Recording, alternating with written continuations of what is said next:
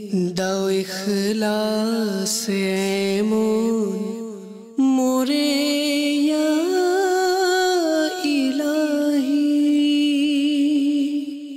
আলহামদুলিল্লাহি রাব্বিল আলামিন ওয়াসসালাতু ওয়াসসালামু আলা সাইয়্যিদিল মুরসালিন আম্মা বা'দ ফাআউযু বিল্লাহি মিনাশ শাইতানির রাজীম বিসমিল্লাহির রহমানির রহিম। আল্লাহ নবী মাহবুবে আরবি সাল্লাল্লাহু তাআলা আলাইহি সালাতু ওয়াসসালামের উপর দুরূদ শরীফ পাঠ করার অগণিত ফজিলত ও বরকত রয়েছে। আল্লাহ নবী রসুল আরবি সাল্লাল্লাহু তাআলা আলাইহি ওয়াসাল্লাম ইরশাদ করেন, মান সাল্লা আলাইয়া ফিল ইয়াউমি 50 মাররা সাফাহতুহু ইয়াউমাল কিয়ামাহ। আল্লাহ রসুল সাল্লাল্লাহু তাআলা আলাইহি ওয়াসাল্লাম দুরূদ শরীফের ফজিলতের মধ্যে একটি ফজিলত এভাবে বর্ণনা করেন যে যে ব্যক্তি প্রতিনিয়ত আমার উপর 50 বার দুরূদ শরীফ পাঠ করবে। কতবার? 50 বার, 50 টাইমস। সাফাহতুহু ইয়াউমাল কিয়ামাহ। যে আল্লাহ রাসূল সাল্লাল্লাহু তাআলা আলাইহি ওয়াসাল্লাম ইরশাদ করেন যে আমি কাল কিয়ামতে তার সাথে মুসাফাহ করব। কত বড় সৌভাগ্য, কত বড় ফজিলত যে যেই ব্যক্তি প্রতিনিয়ত আল্লাহ রাসূল সাল্লাল্লাহু আলাইহি ওয়াসাল্লামের উপর কতবার দুরূদ শরীফ পাঠ করবে? 50 বার। তো এই জন্য আমরা আমাদের কাজে কর্মে যখন আমরা অবসর সময় পাই তখন আমরা যেন আল্লাহ রাসূল সাল্লাল্লাহু তাআলা আলাইহি ওয়াসাল্লামের উপর বেশি করে অধিক পরিমাণে দুরূদ শরীফ পাঠ করি ইনশাআল্লাহ আযজা ওয়া জাল। আল্লাহ তাবারক ওয়া তাআলা মানুষদেরকে এই দুনিয়ার মধ্যে প্রেরণ করেছেন। তো তার একটা উদ্দেশ্য আল্লাহ তাবারক ওয়া তাআলা কোরআনুল কারীমের মধ্যে স্বয়ং তিনি নিজে বলেছেন, আল্লাযী খালাকাল মাউতা ওয়াল হায়াতা লিয়াবলুয়াকুম আইয়ুকুম আহসানু আমালা। যে আমি মৃত্যু এবং জীবন মানুষের লাইফকে সৃষ্টি করেছি এজন্য যে যাতে করে আমি তাদেরকে পরীক্ষা করি যে তারা তাদের মধ্যে কার আমল সবচেয়ে উত্তম। তো এই আয়াতের দিকে লক্ষ্য করে আমরা দেখি যে আমরা দুনিয়ার মধ্যে যা কিছু করব, দুনিয়ার মধ্যে আমরা যে কোনো কাজ করব সেটা ভালো হোক বা মন্দ হোক, একদিন আমাদেরকে তার হিসাব দিতে হবে। হিসাব দিতে হবে কি না? অবশ্যই হিসাব দিতে হবে।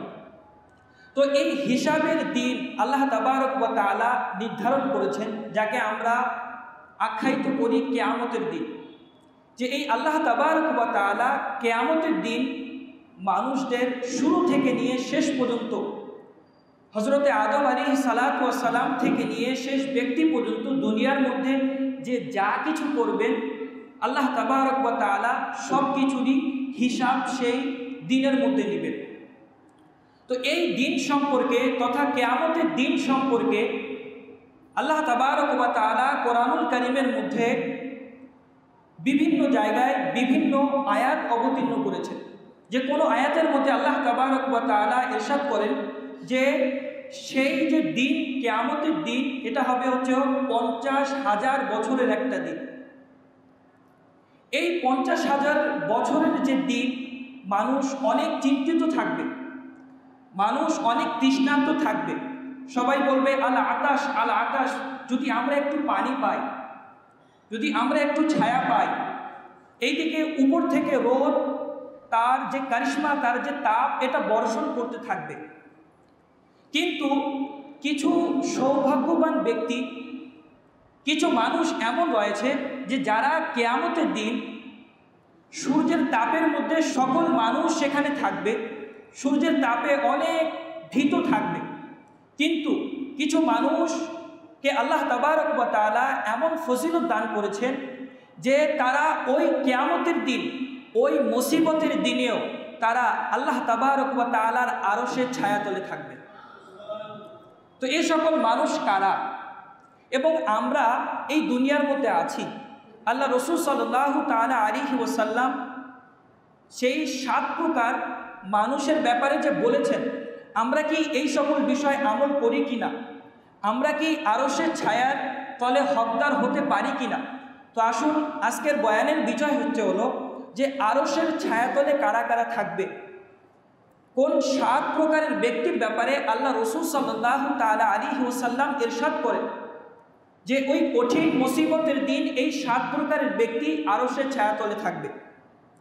হযরতে আবু হুরায়রা রাদিয়াল্লাহু তাআলা আনহু থেকে বর্ণিত বুখারী শরীফের হাদিস নাম্বার 447, আল্লাহ রসুল সাল্লাল্লাহু তাআলা আলাইহি ওয়াসাল্লাম ইরশাদ করেন আনিন নবী সাল্লাল্লাহু আলাইহি ওয়াসাল্লাম قال সাবাতুন ইউযিল্লুহুমুল্লাহু ফি যিল্লিহি ইয়াওমা লা যিল্লা ইল্লা যিল্লুহু। আল্লাহ রসুল সাল্লাল্লাহু তাআলা আলাইহি ওয়াসাল্লাম ইরশাদ করেন যে 7 প্রকারের ব্যক্তি এমন রয়েছে। কত প্রকার? 7 প্রকার।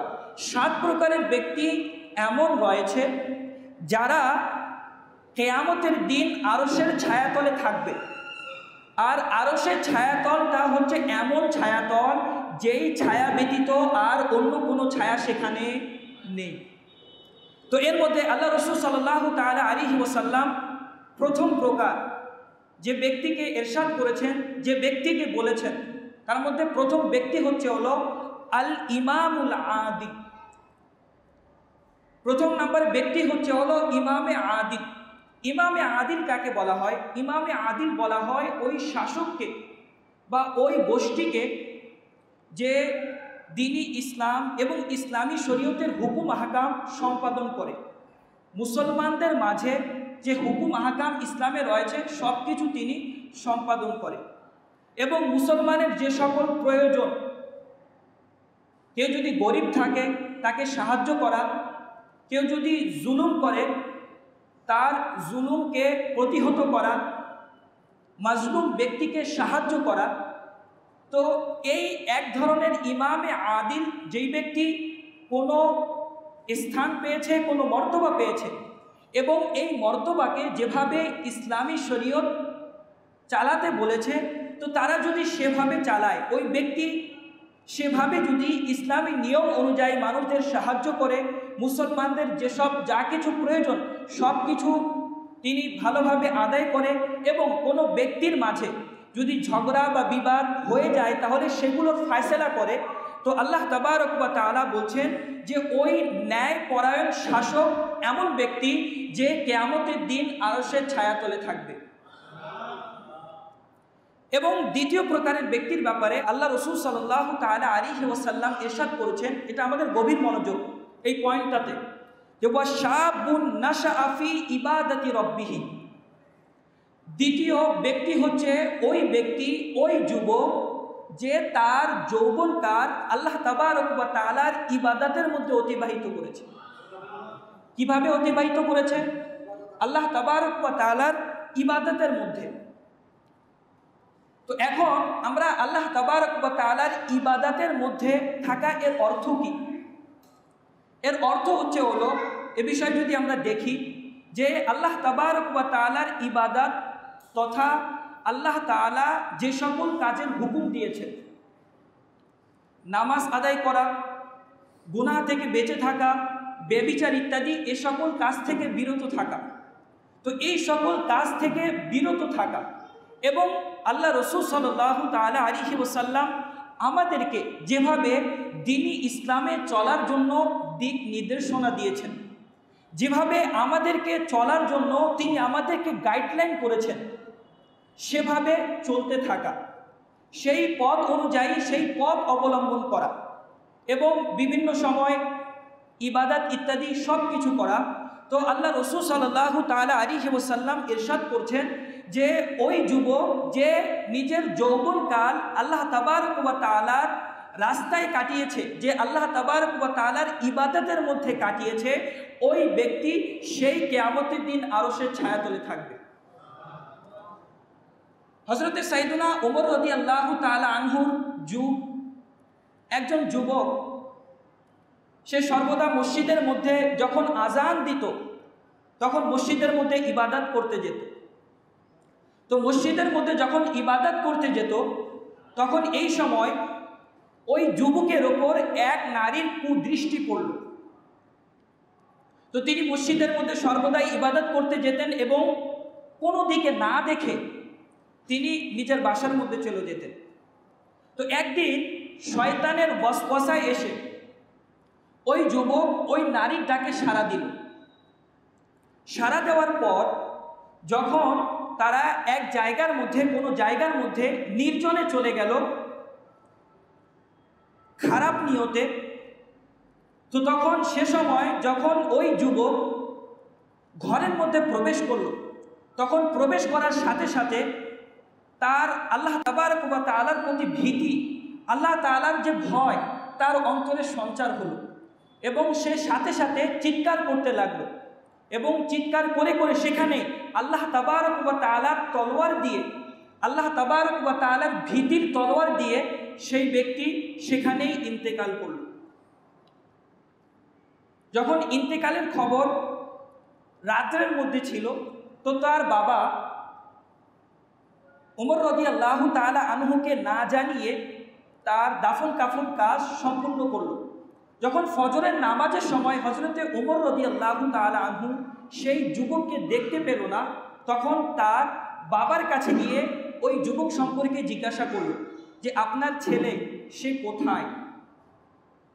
তখন তার বাবা বলল যে অমুক অমুক ঘটনা, অমুক কারণে আমার ছেলে ইন্তেকাল করেছে এবং আপনার বিশ্রামে যেন ব্যাঘাত সৃষ্টি না হয়, তো এই কারণে আমি আপনাকে অবগত না করে আমি তাকে কবরের মধ্যে দাফন করে দিয়েছি। তখন হযরতে ওমর রাদিয়াল্লাহু তাআলা আনহু তার বাবাকে বললেন যে আমাকে তার কবরের মধ্যে নিয়ে চলো। যখন কবরের মধ্যে উপস্থিত হলো, হযরতে সাইয়েদনা ওমর রাদিয়াল্লাহু তাআলা আনহু কবরের উপর থেকে সেই যুবককে সম্বোধন করে বললেন যে হে যুবক, আল্লাহ তাবারক ওয়া তাআলা সূরাতুর রহমানের মধ্যে ইরশাদ করেছেন ওয়ালিমান খাফা মাকাম রাব্বিহি জান্নাতান, যেই ব্যক্তি আল্লাহ তাবারক ওয়া তাআলার সামনে দণ্ডায়মান হতে, যেই ব্যক্তি আল্লাহ তাবারক ওয়া তাআলাকে ভয় করবে, আল্লাহ তাবারক ওয়া তাআলা তাকে তো 2টা জান্নাত প্রতিদান দান করবেন।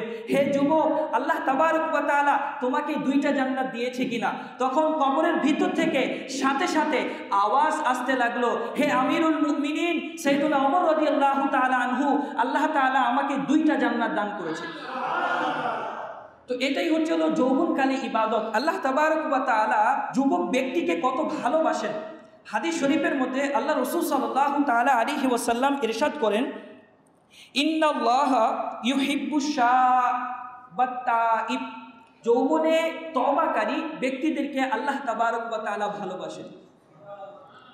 তো এই জন্য আমরা যারা যুবক আছি, এখনো আমাদের যাদের সময় বাকি আছে, আর কিছু সময় আমরা এই দুনিয়ার মধ্যে অবস্থান করব, কে কখন কোথায় চলে যাব, আমাদের সামনে যে একটা ধাক্কা, যে একটা করোনা মহামারী, কত মানুষ আমাদের সামনে চলে গেছে, কত যুবক আমাদের সামনে চলে গেছে। তো এই জন্য আমাদেরকে এইটাই সময়, আমরা যদি ধারণা করি যে না আমার যখন বয়স্ক হব তখন আমি দাড়ি রাখবো, আমি যখন বয়স্ক হব তখনই আমি আল্লাহর ইবাদতের দিকে আমি ধ্যানমগ্ন দেব, যে কখন কোন সময় আসলে মৃত্যুর ঘড়ি আমাদের সামনে চলে আসবে, কোন সময় যে মৃত্যুর দস্তক আমাদের সামনে চলে আসবে, এটা আমরা জানি না। তো এই জন্য আমাদেরকে, আমরা যখনই সময় পেয়েছি তখনই আমরা ইবাদত করে নিই, তখনই আমরা আল্লাহ তাবারক ওয়া তাআলার রাস্তার দিকে আমরা ধাবিত হই। আমাদের যে সকল কর্ম রয়েছে আমরা সব কিছু আদায় করি। তো দিনে রাস্তার মধ্যে থাকা এর অর্থ এ নয় যে সব সময় বসে মসজিদের মধ্যে ইবাদত করতে হবে, সব সময় তাসবিহ জপতে হবে, বিষয়টা এরকম নয়। বরং যে হুকুম আহকাম আল্লাহ তাবারক ওয়া তাআলা আমাদের উপর নাজিল করেছেন আমরা সেটার উপর আমল করি। আল্লাহ রাসূল সাল্লাল্লাহু তাআলা আলাইহি ওয়াসাল্লাম আমাদেরকে যে দিক নির্দেশনা দিয়েছেন আমরা সেই দিক নির্দেশনার উপর আমল করি, তাহলে ইনশাআল্লাহ আযজা ওয়া জাল আমরা সফলকাম হব। তাহলেই আমরা সেই কিয়ামতের কঠিন মুসিবতের দিন আমরা আরশের ছায়াতলে থাকব।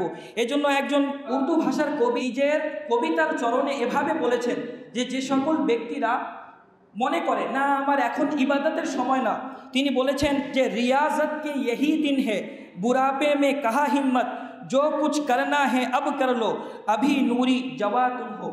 কবি নিজের কবিতার মধ্যে এভাবে বুঝাচ্ছেন যে যা কিছু করার, হে মানুষেরা যা কিছু করার, হে যুবকেরা তুমি এখনই করে নাও, যখন তোমার বয়োজ্যেষ্ঠ কাল চলে আসবে, যখন তুমি বৃদ্ধ হয়ে যাবে, তখন তুমি কোনো কিছুই করতে পারবে না। তো এখনই তোমার যা কিছু ইচ্ছা তা কিছু তুমি করে নাও, এখন তুমি যুবক রয়েছো।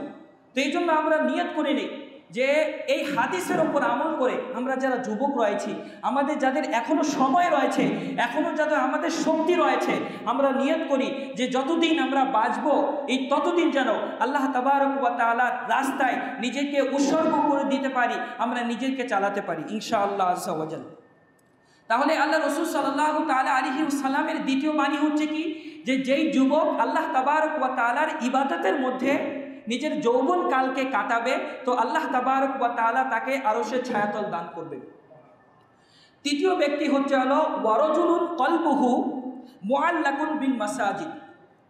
তৃতীয় ব্যক্তি হচ্ছে সেই ব্যক্তি যার অন্তর মসজিদের মধ্যে লেগে থাকে। যার অন্তর কিসের মধ্যে লেগে থাকে? মসজিদের মধ্যে। মসজিদের মধ্যে লেগে থাকা এর অর্থ কি?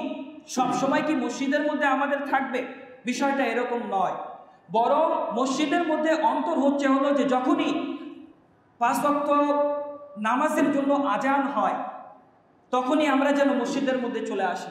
যখন আমি ফজরের নামাজ আদায় করেছি, যাতে করে আমার এই চিন্তা থাকে, আমার এই চেতনা থাকে, আমি জোহরের নামাজটা কোন সময় কোন স্থানে, আমি যে স্থানে যাচ্ছি সে স্থানে আমি মসজিদের মধ্যে আদায় করতে পারবো কিনা, আমি জোহরের নামাজটা ভালোভাবে আদায় করতে পারবো কিনা, জোহর পড়া শেষ আমি আসরের নামাজটা ভালোভাবে আদায় করতে পারবো কিনা। তো এ বিষয়ে আমরা নিজের অন্তকে একটু যাচাই বাছাই করি যে আল্লাহ তাবারক ওয়া তাআলা এত বড় ফজিলত আমাদেরকে দিয়েছেন যে যার অন্তর মসজিদের সাথে কানেকশন থাকবে, মসজিদের সাথে ইবাদত করার কানেকশন থাকবে, যখন জামাতের সময় হয় তখন আমরা মসজিদে গিয়ে ইবাদত করব, তখনই আল্লাহ তাবারক ওয়া তাআলা আমাদেরকে এই ফজিলত দান করবেন। অন্য এক হাদিসের মধ্যে আল্লাহ রাসূল সাল্লাল্লাহু তাআলা আলাইহি ওয়াসাল্লাম ইরশাদ করেন, যে ব্যক্তি মসজিদকে ভালোবাসে, যেই ব্যক্তি মসজিদকে মোহাব্বত করে, তো আল্লাহ তাবারক ওয়া তাআলা তাকে প্রিয় বান্দা বানিয়ে নেন। তো আমাদের মসজিদকে ভালোবাসার দরকার আছে কি না?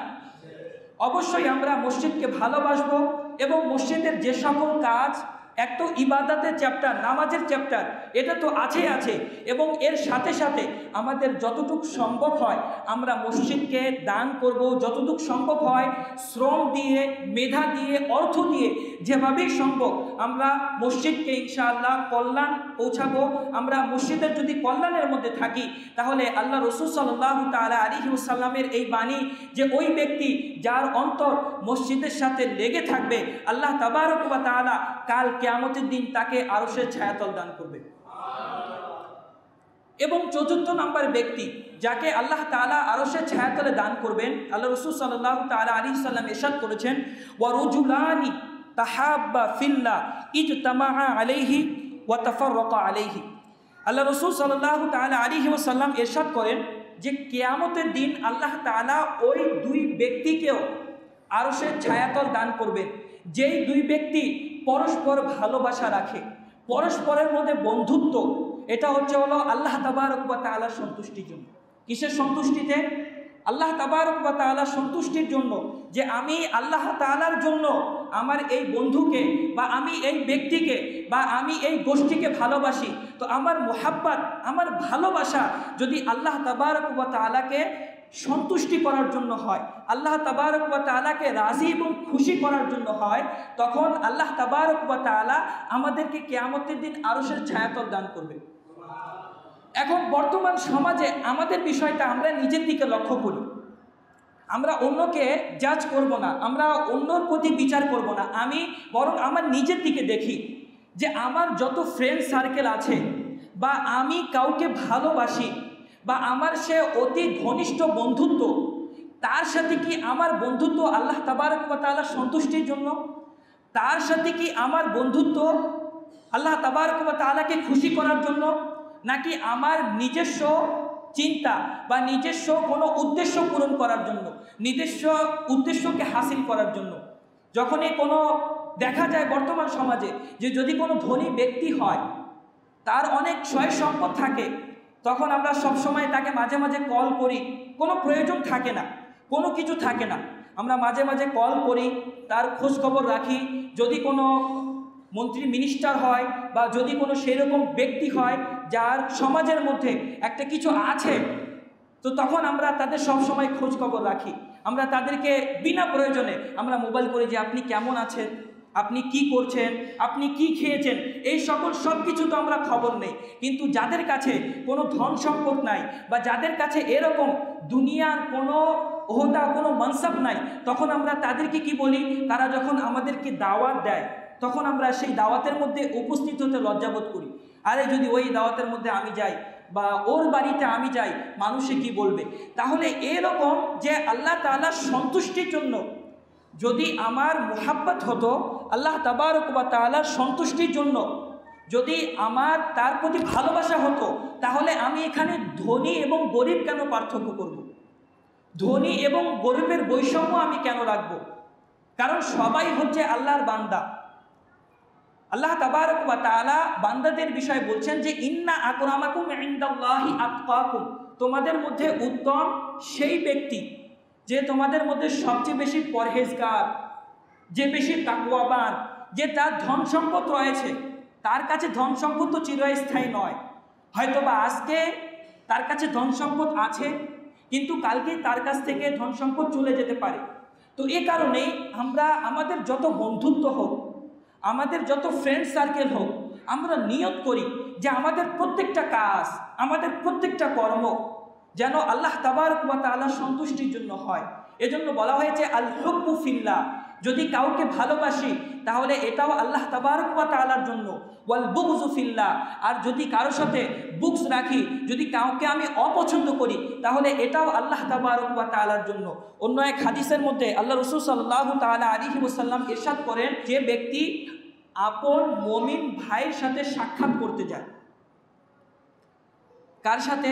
আপন কোনো মুমিন ভাইয়ের সাথে যে কোনো স্থানের মধ্যে সাক্ষাৎ করতে যায়, তো ওই ব্যক্তি ফিরে আসা পর্যন্ত সে জান্নাতের বাগানের মধ্যে অবস্থান করে।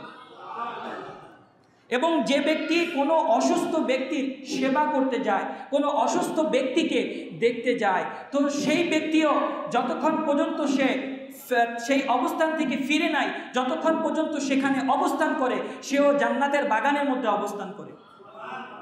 তো এই জন্য আমরা নিয়ত করে নিই যে আমাদের একটা উসুল, আমাদের একটা বিষয়, এটা হলো আল হুব্বু ফিল্লাহ, যে আমি কাউকে ভালোবাসবো সেটা আল্লাহ তাআলার সন্তুষ্টির জন্য।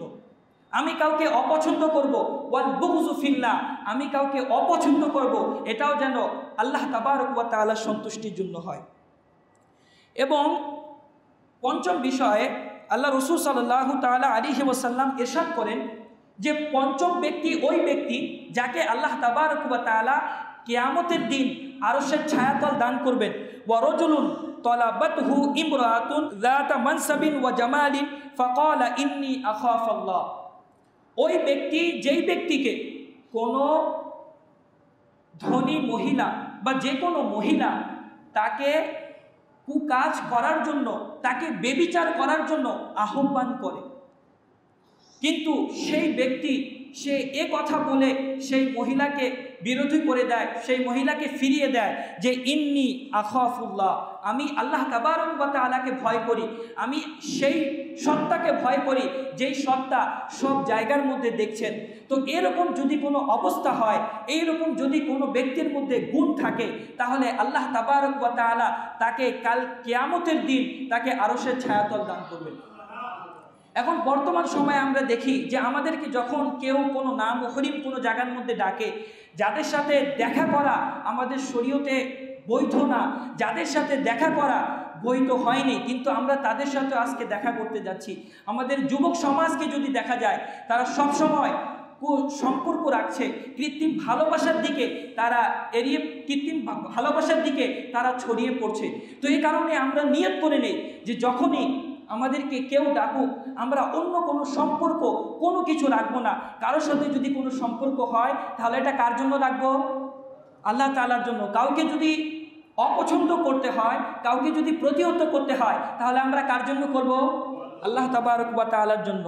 এবং ষষ্ঠ ব্যক্তির ব্যাপারে আল্লাহ রাসূল সাল্লাল্লাহু তাআলা আলাইহি ওয়াসাল্লাম ইরশাদ করছেন, ওয়া রাজুলুন তাসাদ্দাকা আখফা হাত্তা লা তা'লামু শিমালুহু মা তানফাকা ইয়ামিনুহু, এবং ষষ্ঠ ব্যক্তি হচ্ছে ওই ব্যক্তি যেই ব্যক্তি কোনো দান ও সদকা করে, কোনো দান ও খায়রাত করে, আল্লাহ তাবারক ওয়া তাআলার রাস্তায় খরচ করে এবং সে এমন গোপনভাবে খরচ করে যে তার ডান হাত কি খরচ করেছে তার বাম হাত জানতে পারে না। তো এই ডান হাত কি খরচ করেছে বাম হাত জানতে পারে না, এর উদ্দেশ্য হলো যে আমরা যখনই যা কিছু আল্লাহ তাবারক ওয়া তাআলার রাস্তায় ব্যয় করব, সেটা যত পরিমাণে হোক না কেন, যতটুকুই হোক না কেন, হয়তোবা আমি দরিদ্র ব্যক্তিকে আমি সাহায্য করছি, তখন বর্তমান সময় আমাদের সমাজে দেখা যায় যে একটু আমরা সাহায্য করছি কিন্তু আমরা মোবাইলের মধ্যে ভিডিও করে লাইভ দিয়ে যে আমরা সাহায্য করছি তা কিছু করছি। হ্যাঁ, এতে যদি ভালো উদ্দেশ্য থাকে, আমার উদ্দেশ্য হচ্ছে আমি এভাবে মানুষকে সাহায্য করব, আরও অন্যান্য মানুষ এটা দেখে উদ্বুদ্ধ হবে, তাহলে তো এটা ঠিক আছে। কিন্তু আমি এটা যদি মানুষকে দেখানোর জন্য করি, আমার যদি উদ্দেশ্য থাকে যে না আমি এই টাকা খরচ করছি, এই টাকা খরচ করার কারণে আমাকে মানুষ অনেক ধনী বলবে, মানুষ অনেক দানশীল বলবে, সমাজে আমার অনেক সম্মান হবে, আমাদের যদি এরকম নিয়ত থাকে তাহলে কিয়ামতের দিন আমরা এর কোনো বিনিময় পাবো না।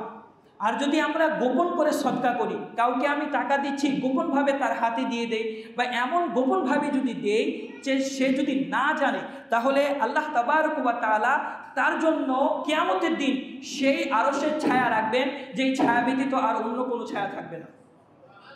তো এই জন্য আমরা নিয়ত করে নেই যে আমরা যখনই যা কিছু দান করব, আমরা যখনই যা কিছু করব তো আল্লাহ তাবারক ওয়া তাআলার সন্তুষ্টির জন্য এবং গোপনভাবে ইনশাআল্লাহ আমরা দেওয়ার চেষ্টা করব ইনশাআল্লাহ আযজা ওয়া জাল। এবং সপ্তম ব্যক্তি ওই ব্যক্তি যাকে আল্লাহ তাবারক ওয়া তাআলা কিয়ামতের দিন আরশের ছায়াতলে দান করবেন। ওয়ারাজুলুন যাকারাল্লাহ খালিয়ান ফাফাদাত আইনাহু। এবং সপ্তম ব্যক্তি হচ্ছে ওই ব্যক্তি যে আল্লাহ তাবারক ওয়া তাআলাকে গোপনে স্মরণ করে, যে আল্লাহ তাবারক ওয়া তাআলাকে নির্জনে স্মরণ করে এবং আল্লাহ তাবারক ওয়া তাআলার স্মরণে সে নিজের চোখের অশ্রু প্রবাহিত করে, সে নিজের চোখ থেকে অশ্রু ঝরায়। তো আল্লাহ রাসূল সাল্লাল্লাহু তাআলা আলাইহি ওয়াসাল্লাম ইরশাদ করছেন যে ওই ব্যক্তি যে নির্জনে, মানুষের সামনে না, যে নির্জনে যাকারাল্লাহ খালিয়ান, আল্লাহ তাবারক ওয়া তাআলাকে সে স্মরণ করে। কিভাবে সে স্মরণ করে? নির্জনে, যে আমি আল্লাহ তাবারক ওয়া তাআলাকে ভয় করি এবং ভয় করে কান্না করে যে আমি দুনিয়াতে ৬০ বছর পেয়েছি, হয়তোবা ৭০ বছর পেয়েছি, কিন্তু জানি না আমি কত গুনাহ করে ফেলেছি। তো এই গুনার কথা স্মরণ করে আল্লাহ তাবারক ওয়া তাআলার কাছে মাগফিরাত চেয়ে যেই ব্যক্তি নির্জনে কান্না করবে, যেই ব্যক্তি আল্লাহ তাবারক ওয়া তাআলার ভীতি নিজের অন্তরে সঞ্চার করবে, যে গোপনে কান্না করবে, তো আল্লাহ তাবারক ওয়া তাআলা তাকে কিয়ামতের দিন আরশের ছায়াতলে দান করবে। তো এমনইভাবে আমরা যখন নির্জনে আল্লাহ তাবারক ওয়া তাআলার ইবাদত করব, আমরা নির্জনে যখন আল্লাহ তাবারক ওয়া তাআলাকে স্মরণ করব, তখন আমরা গুনাহ থেকে বাঁচতে থাকব। কারণ মানুষের সামনে দেখা যায়, আজকে আমি এক মানুষের সামনে আছি, তো এখানে কিন্তু আমি অন্য কোনো খারাপ কাজ বা খারাপ কর্ম করতে আমি লজ্জা পাই, যে আমি যদি এইরকম কাজ করি তাহলে মানুষ আমাকে কি বলবে, আমি সবসময় আমরা এটাই চিন্তা করি। কিন্তু যখন আমরা নির্জনে যাই, আমরা দরজাকে লাগিয়ে দিলাম, দরজা লাগিয়ে লাগিয়ে যখন আমরা গুনাহ করি, তখন আমরা ভাবি যে আমাদেরকে কেউ দেখছে না, কিন্তু দেখছে কে? আল্লাহ তাবারক ওয়া তাআলা দেখছে। তো সেখানে কেন আমাদের ভয়টা থাকে না? তো সেখানে কেন আমরা মানুষের ভয়, শুধু আমরা মানুষের ভয় করছি, আল্লাহ তাবারক ওয়া তাআলাকে ভয় করছি না? তো যখন আমরা আল্লাহ তাবারক ওয়া তাআলাকে ভয় করব, তখন সেটা বাহ্যিক হোক অথবা অভ্যন্তরীণ হোক, আমার উভয় অবস্থা এরকম থাকবে যে সর্বদা আমাকে আল্লাহ তাবারক ওয়া তাআলা দেখছে। যদি আমাদের অন্তরে এরকম ধারণা থাকে, তাহলে অবশ্যই আমরা গুনাহ থেকে বাঁচতে পারবো, আমরা সকল খারাপ কাজ থেকে, অশ্লীল কাজ থেকে আমরা বাঁচতে পারবো। তো এই জন্য এই যে 7 প্রকার বয়ান করা হয়েছে, 7 প্রকারের বর্ণনা করা হয়েছে। তো প্রিয় ইসলামী ভাইয়েরা, যদি আমরা সেরকম কোনো মানসাব পাই বা আমাদের সেরকম কোনো কন্ডিশন আসে, তো আমরা নিয়ত করে নিই যে এই 7 প্রকারের মানুষের মধ্যে আমরা যেন নিজেকে শামিল করি, আমরা যেন নিজেকে অন্তর্ভুক্ত করি, তাহলে আল্লাহ তাবারক ওয়া তাআলা আমাদেরকে কিয়ামতের দিন আরশের ছায়াতল দান করবে। আরশের ছায়াতলে অন্যভাবেও আল্লাহ তাবারক ওয়া তাআলা দান করবেন, কিন্তু এই সাতটা হলো বিশেষ বৈশিষ্ট্য খুসুসিয়াত রয়েছে। এই কারণে আমরা আল্লাহ তাবারক ওয়া তাআলার বেশি বেশি করে ইবাদত করা এবং তার হুকুম হাকামের ওপর আমল করা আল্লাহ তাবারক ওয়া তাআলা আমাদেরকে তৌফিক দান করুক। সবাই বলি আমিন। ওয়া আখিরু দাওয়ানা আনিল হামদুলিল্লাহি রাব্বিল আলামিন। দাও ইখলাস এমন মোরে